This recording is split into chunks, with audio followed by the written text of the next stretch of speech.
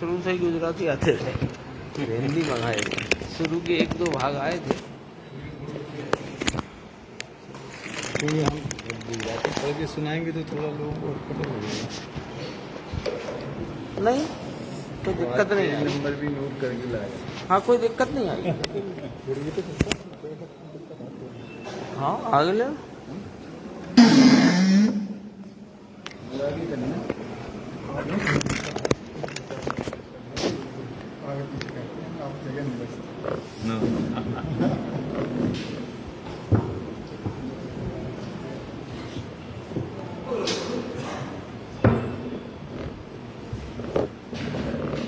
यहाँ तो व्हील वाली चेयर होनी चाहिए। हाँ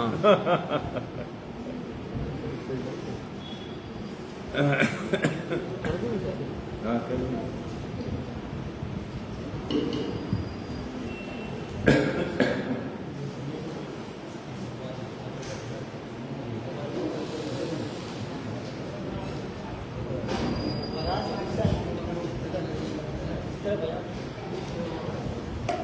जय श्री ओम नमः सिद्धेभ्यः नमो अनंतारं नमो सिद्धारं नमो आयर्यां नमो वज्रायां नमो लोये सर्वसाहं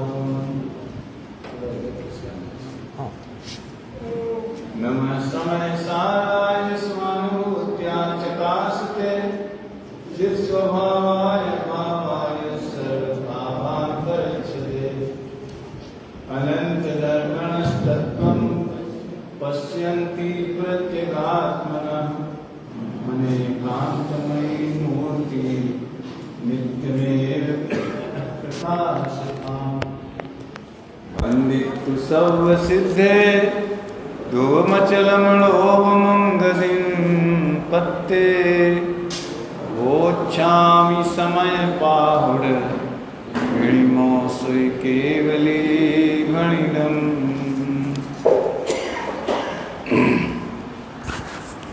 बंद अधिकार में पूज्य गुरुदेव श्री का प्रवचन क्रमांक 343 अभी पूरा हुआ। वो कागज गिर गया, उठा देंगे।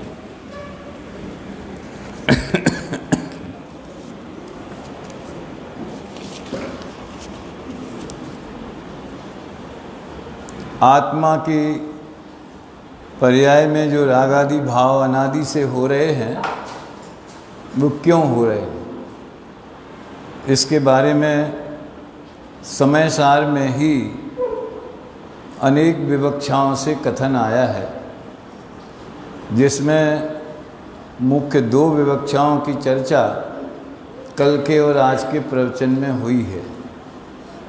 ये एक यक्ष प्रश्न है कि जब परद्रव्य से राग होता नहीं है और आत्मा के स्वभाव में राग है नहीं, तो वो आया कहाँ से? कल मैंने 3 पॉइंट रखे थे। उसका कारण परपदार्थ है कि कर्म का उदय है, कि जीव की स्वयं की योग्यता है, कि द्रव्य स्वभाव है, क्या है। तो ये नए विवक्षा से कब कौन सी अपेक्षा से कथन होता है, उसका बहुत सुंदर समाधान इसमें गुरुदेव ने किया है। मैंने तो इतने सारे पॉइंट सोच रखे हैं कि वो पूरा करें तो 1.5 घंटे में हो पाए। आप लोग घबराना नहीं, मेरी क्षमता 1.5 घंटे की नहीं है। सबसे पहले मैं भी गाथा 278 और 279 पढ़ूँगा, जिसके उत्तर में कलश 175 आया है और जिसमें परसंग ऐसा शब्द आया है। और वो परसंग क्या होता है, क्यों होता है, कौन करता है, उसमें पर का क्या योगदान है, ये अपन को गंभीरता से विचारना है। पॉइंट तो बहुत से नोट किए हैं, लेकिन मैं प्रसंग के ऊपर ज़्यादा चर्चा करूँगा। ये गाथा 278 और 279 हैं। इसके पहले 174 कलश आया था, जिसमें ये प्रश्न किया गया था। उसका तो बहुत छोटा मैटर है, कि आप तो ये बताओ कि ये राग आदि का कारण है कौन, ऐसा प्रश्न किया है। फिर उसके उत्तर में 2 गाथा आई हैं। जम स्फटक मणि छे शोध रक्त रूपे स्वयं नहीं परिणमे, पण अन्य जे रक्तादि द्रव्यो ते वडे रातो बने।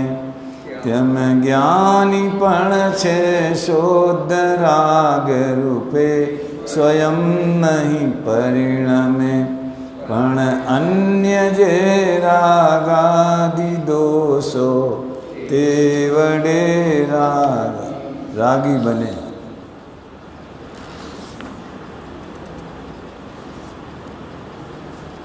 देखिए इन गाथाओं में ये कहा है कि स्फटिक मणि का स्वभाव तो परिणमन स्वभाव है ना, परिणमन तो हर एक द्रव्य में होता ही है। तो उसका जो निर्मल स्वच्छ स्वभाव है वो अपनी स्वच्छता रूप ही परिणमन करे, ऐसा स्वभाव है। लेकिन अगर उसके संयोग में कोई चीज़ आ जाए, जैसे ये नीले रंग का जो मखमल का अचार है, इस पे रख दिया जाए तो पूरा स्फटिक मणि नीला नीला दिखाई देगा। तो उसमें जो नीलापन आया वो कपड़े में से आया। अगर कपड़े में से आया ऐसा माना जाए तो कपड़े का नीला रंग तो ख़त्म हो जाना चाहिए। कपड़े में से उधर ट्रांसफ़र हो गया ना, तो वह कपड़ा बिना नीला दिखना, कपड़ा नीला नहीं दिखना चाहिए। कपड़ा तो बिल्कुल जैसा ओरिजिनल होता है वैसा दिखना चाहिए, फिर अकेला स्फटिक मणि नीला दिखना चाहिए। लेकिन कपड़े का नीलापन पूरा का पूरा सुरक्षित है। इससे ये सिद्ध होता है कि भले कपड़े के संयोग में वह स्फटिक मणि नीला दिखाई दे रहा है, किंतु वो कपड़े से नहीं हुआ है और कपड़े में से वो गया नहीं। कपड़ा बोलो, फूल बोलो, डाक बोलो, कई शब्द हैं। ऐसे आत्मा अपने आप रागादि रूप परिणम जाए, एक कभी नहीं हो सकता। ध्यान से सुनना जरा, थोड़ा नाजुक बात है। अपने आप मतलब अपने स्वभाव से क्यों नहीं हो सकता? अगर अपने आप ही बिना पर लक्ष्य के स्वयं रागादि रूप परिणमित होने लगे तो सिद्ध भगवान को भी रागादि होंगे। वे तो पर का लक्ष्य नहीं करते तो भी उन्हें रागादि होंगे। तो इसलिए राग द्वेष आदि विकार रूप परिणमित होने की ये शर्त है कि आपका स्वभाव भले कैसे ही रहा आवे। उपयोग, सुबह मैंने वो 90 गाथा बताई थी ना, उपयोग तो शुद्ध है, एक है, निरंजन है, निर्विकारी है, लेकिन कर्मोदय के निमित्त से मिथ्यात अज्ञान और अवरति रूप परिणमित हो रहा है। तो जीव के द्रव्य स्वभाव में तो ऐसी कोई शक्ति या व्यवस्था या ऐसा योग्यता नहीं है कि उसमें से राग निकले। हिमालय पिघलेगा तो जो गंगा निर्मल बहेगी, जो गंगोत्री पे है, फिर इलाहाबाद आके जो उसकी दुर्दशा होती है, और हरिद्वार में और इलाहाबाद में वो आगे आगे, वो तो मनुष्यों की कृपा से हो रही है। गंगा में जो गंदगी है वो हिमालय से नहीं आई, वो तो मानवीय असावधानी से और स्वार्थ से आई है। हमने प्राकृतिक नियम तोड़ दिए इसलिए आई है। लेकिन उस गंगा में उस समय भी जो निर्मलता है वो हिमालय की है, और जो मलिनता है वो पर संयोग से है। यद्यपि पर संयोग से है, ऐसा व्यवहार से कहा जरूर जाता है, लेकिन उसमें पर पदार्थ ने उसको मलिन कर दिया ऐसा नहीं है। गंगा में तो ठीक है, वो पानी में कीचड़ मिल जाता है, गंदगी मिल जाती है। तो अपना जो भगवान आत्मा है उसमें द्रव्य स्वभाव में ऐसी कोई शक्ति नहीं है कि उसमें से राग निकले, द्वेष निकले, कषाय निकले। तो क्या निकलेगा? उसमें से आनंद बहेगा, वीतरागता बहेगी, उसकी धारा बहेगी। आनंद का समुद्र में है तो लहर भी आनंद वाली होगी, है। ज्ञान का समुद्र है तो लहर भी ज्ञान वाली होगी। ये क्रोध, मान, माया, लोभ, कषाय, ये सब जो हैं, ये उसमें से अंदर से तो आती नहीं है। तो कैसे आती है? कि वो जब पर पदार्थ का संग करता है तब आती है। अब देखिए आप, इसमें एक कलश आप लोग रिपीट कर सकें तो बड़ा मज़ा आएगा। 175वां कलश है। जिनको हो सके वो अभ्यास हो रोज का वो कर सकते हैं, हैं? चेतन करेगा? कोशिश कर, नहीं तो चला जा जयपुर शास्त्री करने के लिए। अब तो फंस गए चक्कर में, है। न जातु रागादि निमित्त भाव, 425 पेज है। बोलो। नहीं, मैं बोलूँ, आप रिपीट करो, आप सब करो। न जातु रागादि निमित्त भावम,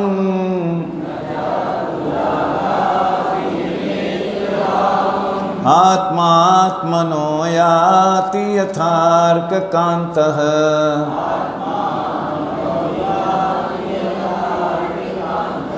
तस्मिन् निमित्तं परसंग एव,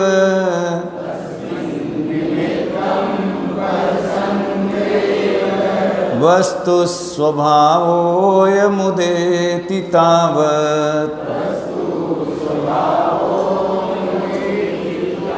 आपको ये पूरे कलश मूल संस्कृत में सुनना हो तो मैंने एक दिन, शायद पहले दिन बताया था, यूट्यूब पे हमारा एक फोल्डर है, पाठ के नाम से है।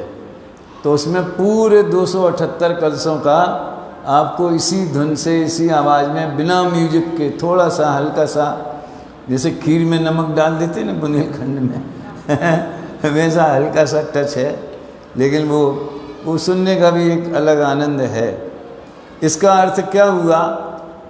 इसमें अर्क कांत माने सूर्यकांत मणि का उदाहरण दिया गया है। तो देखो, एक चंद्रकांत मणि होता है और एक सूर्यकांत मणि होता है। साहित्य में उसका उल्लेख आता है, ना हमने देखा ना तुमने देखा, आचार्यों ने देखा हो या उनने भी साहित्य में ही पढ़ा होवे। लेकिन चंद्रकांत मणि का, उसकी चर्चा सिद्ध चक्र विधान में भी है और शायद इसमें भी है। सकल गेय ज्ञायक वाली स्तुति में, शशि शांति करण तप हरण हेत, स्वयमेव तथा तुम कुशल देत, पीवत पीयूष ज्यों रोग जाए, त्यों तुम अनुभवते। वो पीयूष की, अमृत की बात है। उसमें ज्यों चंद्रकांत द्रवताल हाथ, ऐसा सिद्ध चक्र विधान में। यानी ये है कि जब पूनम का चंद्रमा होवे और वो चंद्रकांत मणि से उसकी किरणें टकराती हैं तो उसमें से पानी झरने लगता है। और सूर्यकांत मणि से जब सूर्य की किरणें टकराती हैं तो आग निकलने लगती है। अब सूर्यकांत मणि का दूसरे टाइप का प्रयोग तो हमने भी बचपन में किया है। ये जो लेंस होता है ना कांच का, शायद ये चश्मे का भी होता होगा या दूसरा होता होगा जिससे बड़े अक्षर दिखते हैं। तो हम लोग क्या करते थे, वो धूप में रख कर के और उसके सामने एक कागज़ का टुकड़ा रखते थे और उससे निकलने वाली किरणों को कागज़ से टकराते थे तो 2-5 मिनट में कागज़ में आग लग जाती थी। अब वो आग अपने आप लगी है कि सूर्य की किरणों से लगी है। तो जैसे सूर्यकांत मणि, जब तक उसमें सूर्य की किरणें से टकराहट ना हो तब तक आग नहीं लगेगी। उसके स्वभाव में आग नहीं भरी है। उसका स्वभाव तो सूर्य जैसा, सूर्यकांत तो कहते ही इसलिए उसे हैं कि सूर्य की किरणों के निमित्त से अग्नि जलती है। लेकिन अपने आप रखा रहे और आग लग जाए, ऐसा नहीं होता। हाँ तो अपने आप नहीं लगती, तो संयोग से लगती। तस्मिन् निमित्तम पर संग एव। इसमें पूज्य गुरुदेव श्री ने कल के प्रवचन में भी और आज के प्रवचन में भी अगर आप गिनती लगाओ तो 20-25 दफ़े पर संग शब्द है, पर एव नहीं है, संग बीच में डाला है। यानी कर्म का उदय है इसलिए राग हुआ है, ऐसा नहीं है। जीव ने स्वयं अपने स्वरूप को भूलकर कर्म उदय का संग किया है, इसलिए राग हुआ है। अब मुझे 2 बातें समझानी है, मेरे पॉइंट पूरे होंगे कि नहीं होंगे उसकी चिंता नहीं है, लेकिन 2 बातें बड़ी आसानी से समझने लायक हैं। पहली बात तो ये कि हम कर्म का उदय का हमने संग किया तो हमें उदय तो दिखता नहीं है, हमें उदय के फल दिखते, और वो भी अघाती कर्म का उदय बाहर में संयोग में दिखता है, विशेषकर वेदनी का, साताकाश। नाम कर्म से तो शरीर की रचना हो गई, नाक टेढ़ी हो गई कि सीधी हो गई कि रूप रंग अच्छा हो गया, गोरा हो गया, काला हो गया, जो हो गया सो हो गया, वो ज़्यादा नहीं बदलता। कितनी ही मेहनत करो, कितनी वो उपटन बुपटन लगाओ, लेकिन जो सांवला है सो सांवला ही रहेगा, हैं? लेकिन साता असाता के उदय वो संयोग न बदले तो भी उदय बदल जाता है। पुण्य का उदय होवे, साता भी तो पुण्य है ना, कितनी प्रकृतियां हैं, 68 प्रकृतियां पुण्य की है ना, कितनी हैं, तो साता का भी होवे तो वो ही चीज़ अच्छी लगती। पुण्य का उदय हो तो बार क्या बढ़िया मौसम है, रिमझिम रिमझिम बढ़िया, गर्मी कम हो गई, अच्छा हो गया। और जिसके पाप का उदय है या हमारे पाप का उदय हो जाए, वो पुण्य का क्षीण हो जाए, पाप का उदय हो जाए, तो वही बरसात हमें बुरी लगने लगती। मुझे याद है एक बार हम देवलाली में थे तो महाराष्ट्र में या सारे देश में बरसात नहीं हो रही थी, तो उसके लिए लोगों ने यज्ञ करना चालू किए। अब बरसात होने लगी वो इतनी होने लगी कि वो बंद ही हो गए तो इसलिए यज्ञ किए गए कि बरसात बंद करो। अब इंद्र देवता भी परेशान हो जाते होंगे, यार इन लोगों का कोई ठिकाना ही नहीं है तो कर्म का उदय हमें दिखता है क्या? तो हम दिखता ही नहीं है, हमारे ज्ञान में नहीं आता, तो हम उसका संग कैसे करेंगे? तो ऐसे करते हैं कि उदय के निमित्त से जो बाह्य सामग्री मिलती है उसमें इष्ट अनिष्ट की कल्पना करके राग द्वेष करते हैं। तो समझ लो हमने कर्म उदय का में जुड़ गए या उसका संग किया। एक बात और समझना, बाह्य सामग्री गारंटेड निमित्त नहीं है, वो आपके राग द्वेष में क्रोध मान में निमित्त बनेगी ऐसा जरूरी नहीं है। क्या किसी ने गाली दी तो जरूरी नहीं है कि गुस्सा आएगा ही आएगा। हंसी मजाक का मूड होवे तो आप इग्नोर कर दोगे, तो हंसी मजाक में तो होता ही रहता है। टोटल में जो लिखा है ससुराल में भी गाली अच्छी लगती है लेकिन जड़ कर्म का उदय के साथ अंतरंग निमित्त नैमित्तिक संबंध है, और वो भी एक तरफा, कि यदि हम क्रोध भाव रूप परिणमित हो रहे हैं तो क्रोध प्रकृति का उदय जरूर है। समझ में आया? क्योंकि वो उदय के बिना राग नहीं होता, राग के बिना तो उदय आके जा सकता है। क्या बोला?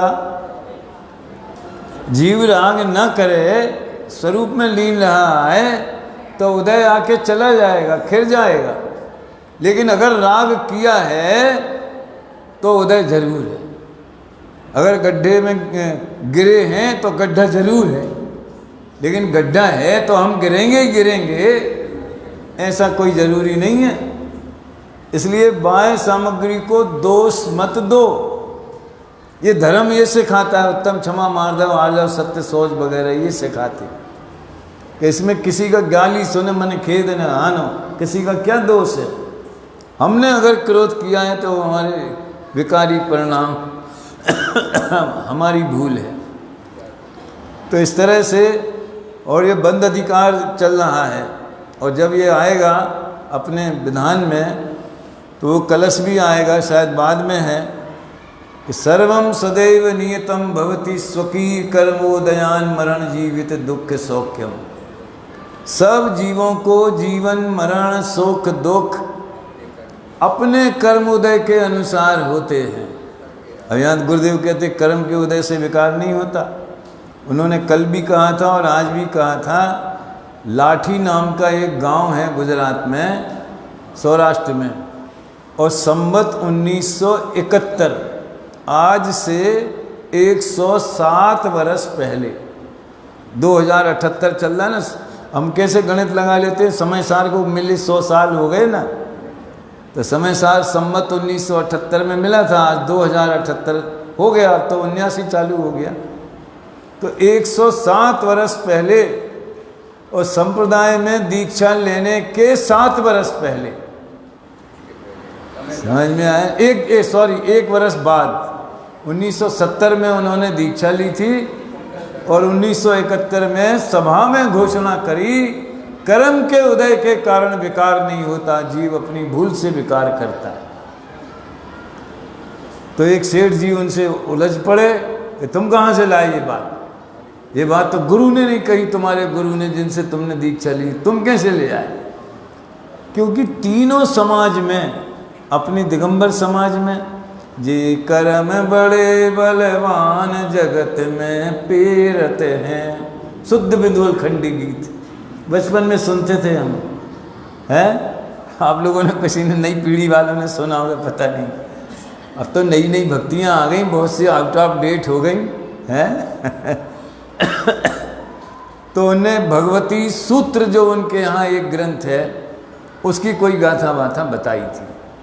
हमने वो बात क्यों याद की कि एक तरफ कहते कर्म उदय से कुछ नहीं होता, और यहाँ कहते उदय के बिना राग नहीं होता।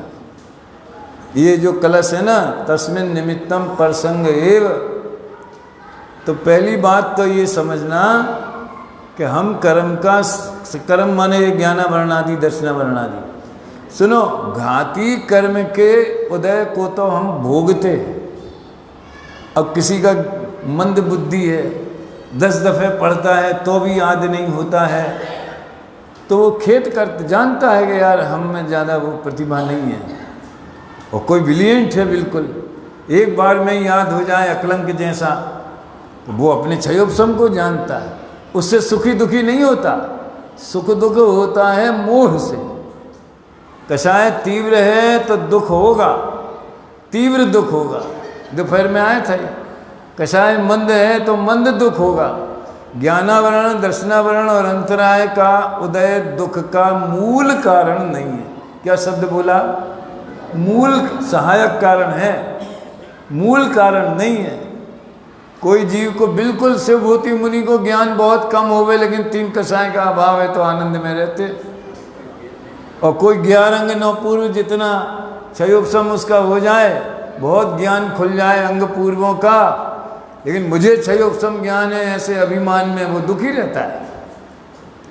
तो ज्ञानावरण दर्शनावरण के उदय में ज्ञान दर्शनहीन होता है, अंतराय के उदय में शक्तिहीन होती है।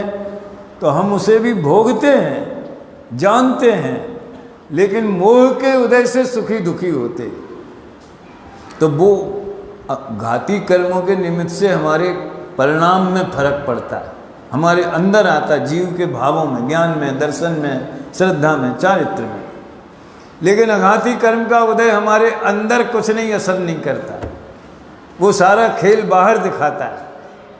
ख्याल में आया ना? नाम कर्म के उदय से शरीर की रचना होती है, आयु कर्म के उदय 80 वर्ष के हो गए, 90 वर्ष के हो गए, पड़े हैं, घर वाले सोच रहे यार कभी छूटे पिंडे इनसे। सही बात है, बिल्कुल। ज़्यादा लंबी आयु अच्छी, किसी को ये शुभकामनाएं नहीं देना कि 100 साल तक जियो, ये देना कि तुम भैया चलते ही फिरते चले जाना, हम सह लेंगे, दुख थोड़ा होगा, लेकिन चलते ही फिरते, अपने बारे में भी चलते फिरते चले जाएं, बेड पे नहीं पड़े, किसी को हमारी गंदगी साफ नहीं करनी पड़े, सेवा नहीं करनी पड़े, अंदर में शुभकामना नहीं, बेचारा दुख से छूट जाए तो अच्छा है। इच्छा मृत्यु नहीं करनी पड़े, हमसे इनका दुख नहीं देखा जाता। वो आयु कर्म की बात। साता असाता के उदय हमारे जीवन में बहुत पलटती रहती, और उसके लक्ष्य से हम सुखी दुखी होते हैं, होते तो मोह से हैं। देखो साता असाता का क्या योगदान है। जैसे पुलिस वाले ने किसी को लाठी से पीटा, बहुत वो आते हैं वीडियो, तो लाठी का दोष है कि पुलिस वाले का दोष है कि उस व्यक्ति का दोष? उदाहरण की बात है, पीटने वाला तो पुलिस वाला है, और अगर ज़्यादा मीडिया में बात फैल गई, वायरल हो गया वीडियो, तो जांच बैठ जाएगी, उसको सस्पेंड कर दिया जाएगा। लाठी का क्या बिगड़, लाठी तोड़ के फेंकी जाएगी। तो ये साता असाता का उदय लाठी जैसा है, मोह का उदय पुलिस वाले जैसा है। लेकिन गहराई से देखें तो पुलिस वाले का भी क्या दोष?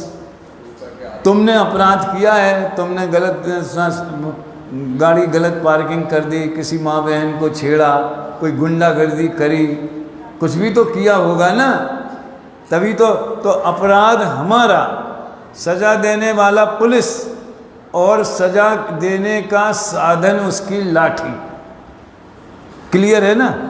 ऐसे अपराध जीव का और सजा देने वाला निमित्त मोह कर्म का उदय, कषाय का उदय, उससे जीव दुखी होता है।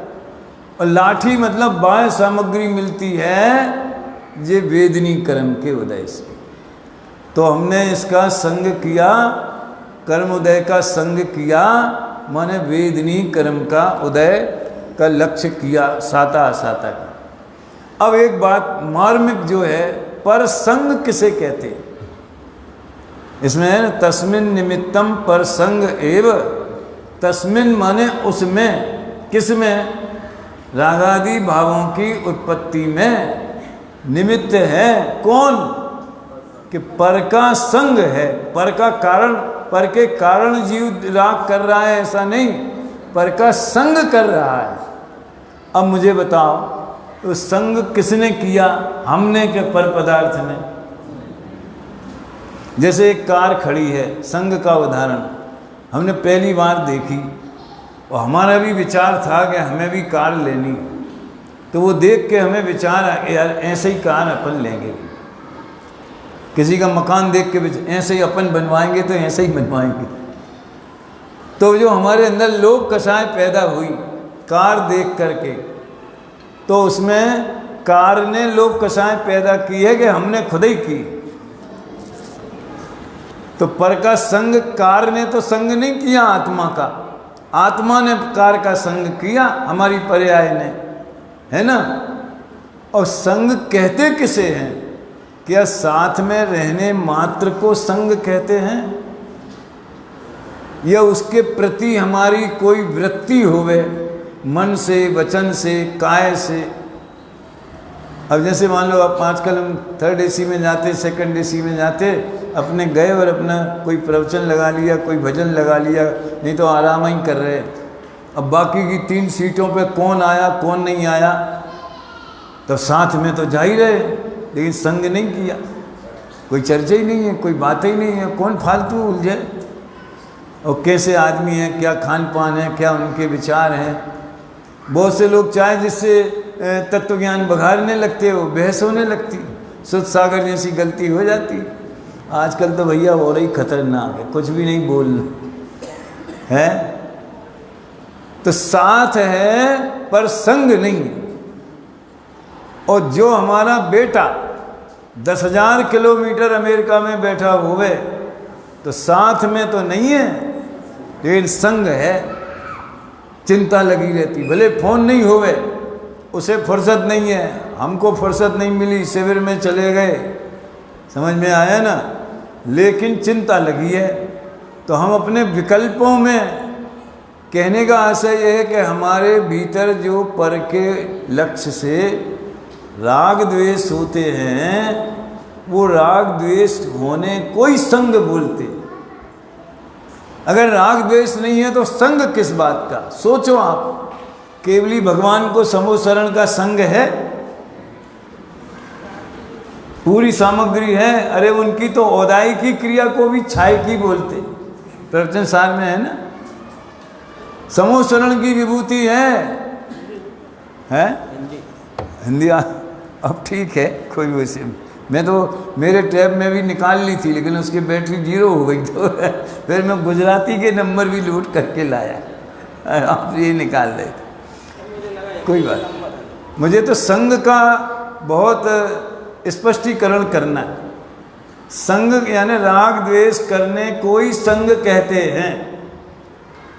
देखो संग का एक चुटकुला सुनाई आपको पहले कभी, उस ज़माने की बात है जब मोबाइल तो थे ही नहीं और डायरेक्ट डायलिंग भी नहीं थी। हमने जब टेलीफोन सबसे पहले देखा तो उसमें वो घुमाने वाला नहीं था। आप लोगों ने तो घुमाने वाला भी नहीं देखा होगा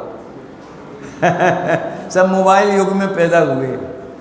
तो उसमें फ़ोन उठाओ तो सीधे एक्सचेंज में लगता था, और एक्सचेंज में लगे तो वो पूछता था नंबर प्लीज़, या ट्रंक बुकिंग, तो ट्रंक कॉल बुक कर दो, दूसरे शहर में जाना बात करना हो तो ट्रंक कॉल बुक होते थे, और घंटा 2 घंटा में फिर नंबर आता था। आपने देखा हो है और लोकल करना हो तो नंबर बोल दो, वो नंबर लगा के आपको देगा।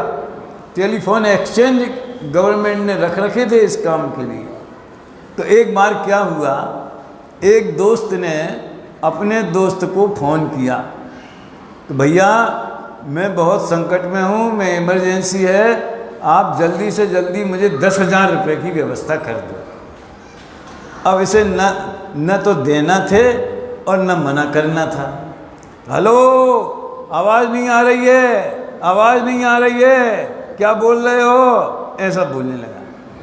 तो एक्सचेंज वाला बोलते काय को झूठ बोलते हो आवाज़ तो आ रही है, तुझे क्या बोलता है मालूम, तुम्हें दे दो तुम्हें तो हमें नहीं आ रही। संग किसने किया है उसने सुना, लेकिन वो उससे अलिप्त है। एक्सचेंज वाला तुम जानो ले दो, तुम्हारा काम है, हम बीच में क्यों, हम तो फ़ोन लगाने वाले हैं वो उसको कोई इससे मतलब नहीं है, और इसको प्रभाव पड़ा। ऐसा कितना होता है। पहले के ज़माने में तार आया, गांव में पोस्टमैन तार लेके आया। अब बूढ़े माँ बाप वो पढ़ना नहीं जानते, भैया तुम ही पढ़ दो क्या लिखा है। तो बेटे का एक्सीडेंट हो गया है। अब माँ बाप घबराने लगे, दुखी हो गए, रोने लगे। बेटा बम्बई में काम करता है, तार ने पोस्ट वाले ने पढ़ के सुना दिया, तो खबर तो उसको भी मिली ना, ज्ञान तो उसको भी हुआ, दुख नहीं हुआ। क्यों नहीं हुआ? क्योंकि उसने संग नहीं किया, उसने ज्ञान किया पर का संग नहीं किया। और माता पिता ने ज्ञान भी किया और पर का संग भी किया। इसी प्रसंग में एक और स्पष्टीकरण जानने लायक है। बहुत से लोग ये कहते हैं कि जब पता चलता है ना इसलिए दुखी हो जाते हैं। आजकल बड़ा खतरनाक है, समझ लो उधर किसी की मृत्यु हुई और आधे मिनट में सूचना सारी दुनिया में फैल जाती है। अब इसको अच्छा कहें कि बुरा कहें, वो जियो वालों का व्हाट्सएप वालों का, यूट्यूब वालों का, फेसबुक है, फलाना है, ढिकाना, इतने परसंग के साधन हैं, समझ में आया ना, ये बहुत खतरनाक हैं। ये हमें इनका उपयोग करें, हम इन्हें अपना समझ लो गुलाम बना के रखें, तब तो सुखी रहेंगे। हमने जब से इंटरनेट यूज़ करना चालू किया 4-5 बरस हो गए मेरे ख्याल से, जियो निकला था तब से हमारा विधानों का काम फास्ट हो गया। 1 मिनट में पूरी फाइल जयपुर भेज दी, उसने करेक्शन करके भेज दिया। एक नहीं तो कोरियर से बुलाई कई दफ़े जब हम यूज़ नहीं करते थे, तो 1 आध हफ्ता उसमें लगे, 100-200 रुपया उसमें खर्च हो गए। प्रिंट निकालने में 1 पेज के 5 रुपया खर्च हो गए। साल भर ऐसा चला। तो हमने कहा भैया बहती गंगा में खड़े तो होना ही पड़ेगा। अब मैं संग की बात करता हूँ।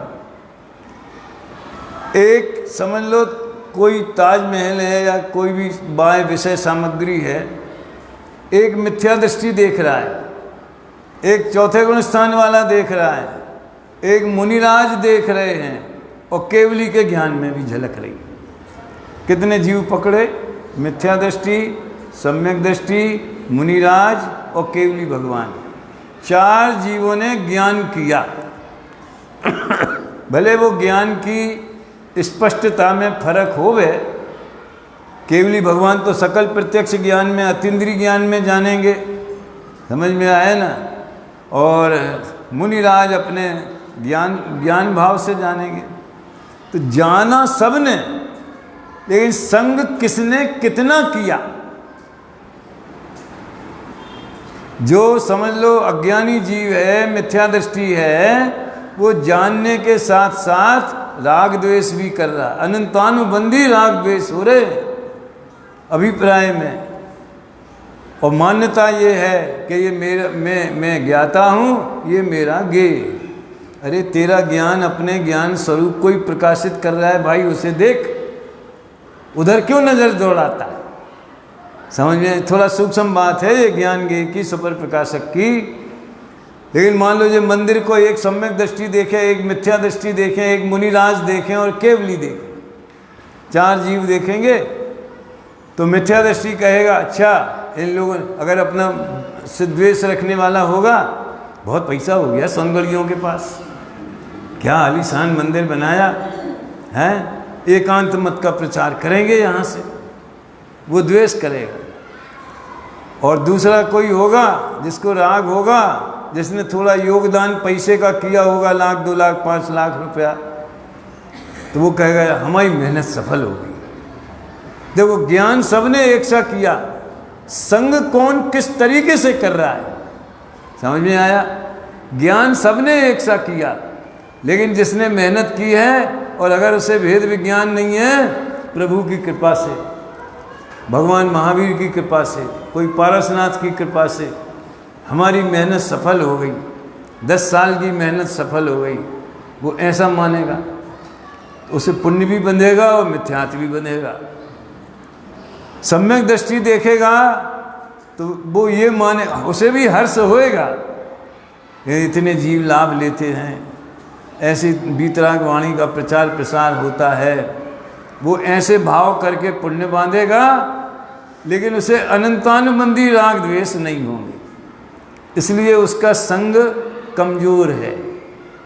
अनंतानुबंधी राग, अब इसमें पर का क्या योगदान, मंदिर ने अनंतानुबंधी राग कराया, क्या प्रत्याख्याना कौन सा कराया बताओ। मंदिर तो सबके लिए एक सा है, और मंदिर संबंधी ज्ञान सबके लिए एक सा है, कसाय सबकी अलग अलग है। ये कल मैंने विचार किया था कि मुझे ये बात भी कहनी है, चलती रहती है गाड़ी में वो मशीन जो है ना, थिंक टैंक चलता रहता है। अब मुनिराज देखेंगे तो मुनिराज को तो क्या है, ये तो मतलब जिन मंदिर है तो मंदिर को मंदिर ही जानेंगे हैं, लेकिन उन्हें कोई राग है ना द्वेष है, वो तो सामान्य रूप, भैया बड़ा अच्छा किया, गृहस्थों का कर्तव्य है मंदिर बनाना और पूजा पाठ करना, और कोई बच्चे आएंगे मंदिर आते कि नहीं आते, दर्शन करते कि नहीं करते, वो और जीव जुड़ें, ऐसी मंद कषाय होगी उनकी। लेकिन उन्होंने ये इनका है कि उनका है कि किन्ने बनाया कि किन्ने नहीं बनाया, बस वीतराग भगवान की मुद्रा है, केवली को किंचित भी राग नहीं। मुनिराज का संग संजलन कषाय के लेवल का है, चौथे गुण स्थान वाले का संग अप्रत्याख्यानी प्रत्याख्याने वर्णी के लेवल का, मिथ्या दृष्टि का संग अनंतानुबंधी लेवल का। अपने में जैसी कषाय परिणति है, वो कषाय का नाम ही पर संग करना है। मुझे इस पर बहुत विचार आते, तस्मिन् निमित्तम, गुरुदेव तो खिल गए इसके ऊपर। लोग इसमें से निकालते हैं कि पर के कारण राग हुआ, पर एव नहीं, पर संग एव, ऐसा कहेंगे। देखो एक पैराग्राफ में पढ़ के सुनाता हूँ इसमें से, और कौन सा है, 425 26, हाँ, कलश टीकाकार का भी खुलासा है। कहाँ चला गया, एक जगह इसमें गुरुदेव ने कहा है, हाँ ये भावार्थ बिल्कुल जहाँ प्रवचन शुरू हुआ है 424 पेज पे, थोड़ा सा गुजराती पढ़ूं। स्फटिक मणि पोते तो केवल एकाकार शुद्ध, हम पढ़ेंगे तो आपको समझ में आएगा सब, क्योंकि वो हिंदी टोन में पढ़ते हैं, हैं? स्फटिक मणि पोते तो केवल एकाकार शुદ્ધ જ છે, પોતે પોતાનું સ્ફટિક મણિનું સ્વરૂપ જે છે એ તો निर्मल અને શુદ્ધ જ છે। वास्तव में स्फटिक मणि का स्वभाव परिणमन करना है। अब कैसा परिणमन होगा वो उसके स्वभाव पर डिपेंड नहीं है, वो एक एक समय की पर्याय की योग्यता पर डिपेंड है।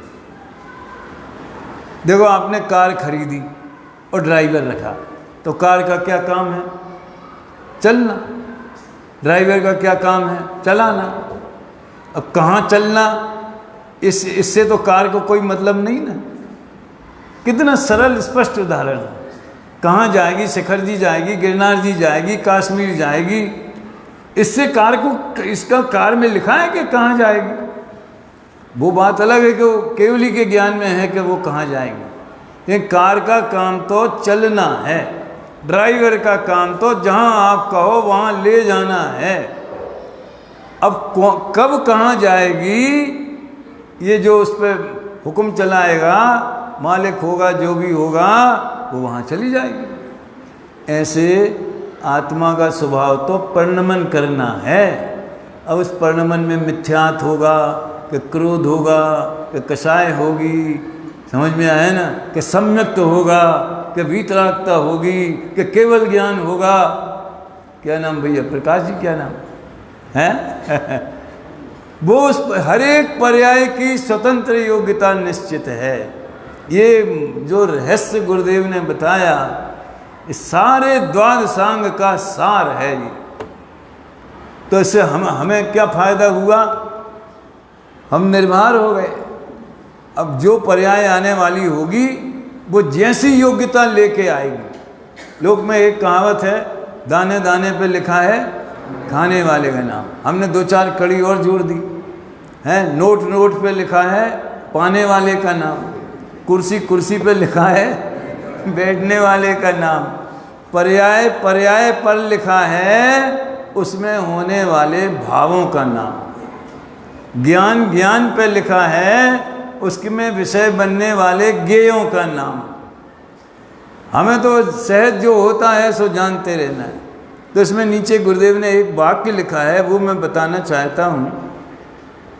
स्फटिक मणि की अपनी पर्याय में योग्यता है। इस योग्यता के कारण वह अपने स्वभाव रूप से परिणमता नहीं, तो निमित्त के संग में लाल और पीला रूपे परिणमता है। पर्याय की योग्यता जुदी और स्फटिक की स्वाभाविक योग्यता जुदी, ये कहना है। बात समझ में आई है? परिणमन करना ये वस्तु का स्वभाव है, लेकिन सदा राग रूप परिणमेगा कि केवल ज्ञान रूप परिणमेगा, ये उसके त्रिकाली स्वभाव कैसे हो सकता है? और देखो, ये पोतानी जात थी, अपने स्वभाव से, द्रव्य स्वभाव से नहीं परिणमता, यानी उसका लक्ष्य नहीं करता। तो पर्याय में योग्यता के कारण पर के संग से लाल और पीला रूप परिणमित होता है। ऐसी स्वयं की अंदर योग्यता है, पर्याय में, द्रव्य में नहीं। वो ये भगवान ने अपने जैसा हर एक शुद्धात्म बताया, ये पुण्य कहाँ से आया, ये पाप कहाँ से आया? कहाँ से आया बताओ? पर्याय में स्वयं की योग्यता। लेकिन योग्यता ऐसी है कि वो संग करे तो उसमें कलर आएगा। एक उदाहरण देके पूरा करता हूँ, समय हो गया और जो कहना था वो सार सब आ गया है। आप सोचना नहीं कुछ अधूरा रह गया हो, कोई रह गई तो अभी तो और 5 दिन है। अभी जो बाद में कलश आएगा ना, वो बहुत सिंपल है। ये 176वां आया, ज्ञानी ऐसा जानते हैं इसलिए वो राग रूप नहीं परिणमते। इसमें गुरुदेव ने कहा द्रव्य दृष्टि है इसलिए मेरी पर्याय में राग है ऐसा जानते हुए भी उसमें एकत्व बुद्धि नहीं करते। देखो, परसंग के लिए एक उदाहरण शायद बृहद्रव्य संग्रह की टीका में आता है, सब जानते हैं। हल्दी और चूना, परस्पर मिलते हैं तो अपना अपना रंग छोड़ देते हैं और लाल रंग दोनों में आ जाता है। इसका सबसे बढ़िया उदाहरण अपने बुंदेलखंड में जो कढ़ी लचका बनते हैं, समझ हैं, तो वो कढ़ी में तो हल्दी पड़ती है और लचका तो वो खार है। तो जब दोनों मिलते हैं तो आप देख लेना कलर कौन सा हो जाता है। अब सवाल क्या है, क्या हल्दी ने चूने को लाल किया? अगर चूने को लाल करती है तो रेत को लाल क्यों नहीं कर देती? और चूने ने हल्दी को किया, अगर चूने के कारण हल्दी लाल हो जाती है तो फिर बाकी चीजें क्यों नहीं होती? तो 1 किलो हल्दी और 1 किलो चूना दोनों को मिलाया तो कितने किलो लाल रंग हुआ? 2 किलो हो जाएगा ना। यानी चूना अपनी सफेदी छोड़ के लाल रंग पर्ण में ऐसी योग्यता है, लेकिन उसमें शर्त है कि हल्दी का संयोग होवे तो लाल रंग रूप पर्ण में का। योग्यता हमारी, लेकिन वो योग्यता में भी शर्त है, कंडीशन है। बस वही गड्ढे में कौन गिरेगा? जो तेज गाड़ी चलाएगा, जो लापरवाही से चलेगा वो गिरेगा। ऐसे हल्दी कब लाल होगी? जब चूने के संग में आएगी, इसका नाम परसंग। अब उसने वो लाल रंग अपने में बनाया है, चूने से उसमें नहीं आया है, चूने में था ही नहीं। समझ में आया ना? और चूने का तो चूने में है, चूने का लाल रंग चूने में है, हल्दी का लाल रंग हल्दी में है। लेकिन दोनों का स्वभाव वो द्रव्य स्वभाव नहीं, पर्याय स्वभाव ऐसा है कि एक दूसरे के संग में आते हैं तो अपना ओरिजिनल कलर छोड़ के लाल रूप परिणमित हो जाते हैं। तो ये कर्म का उदय और आत्मा की पर्याय, आत्मा नहीं, क्या बोला? कर्म का उदय और आत्मा की पर्याय। हल्दी चूने जैसा संबंध है, उदय के संग में जुड़ता है। तो वो भी जब कर्म बंधे थे ना, तो जीव के भाव के निमित्त पाकर वो परमाणु वो उस प्रकृति को लेकर के बंधे थे, क्रोध मान माया लोभ। और जब उदय में आए तो उनमें वो मैच्योरिटी आ गई, जैसे एफडी पक जाती वैसे मैच्योरिटी आ गई। तो उनमें वो क्रोध रस परिणमित हुआ पुद्गल में। वो पुद्गल का क्रोध है, वो कर्ता कर्माधिकार में आया था, जीव मिथ्यात अजीव मिथ्यात, और जीव में मिथ्यात परिणमित। दोनों ने अपने अपने स्वभाव को छोड़ा और एक दूसरे के समागम में दोनों विकारी परिणमित हुए।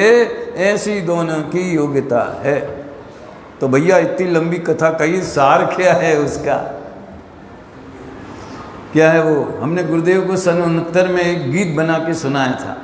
69 में, उस समय उनके कर्ता कर्माधिकार पर प्रवचन होते थे। अपने विमल दादा को बहुत पसंद है। भगवान आत्मानंद घन है, चेतन उस पर दृष्टि कर, शांत स्वरूप को लक्ष्य में ले, हो जाएंगे सब संकट हर। उसका अंतिम छंद सुनाता हूँ केवल। यदि कर्म विकार कराएं तुझे, तो कर्माधीन तू हो जाए।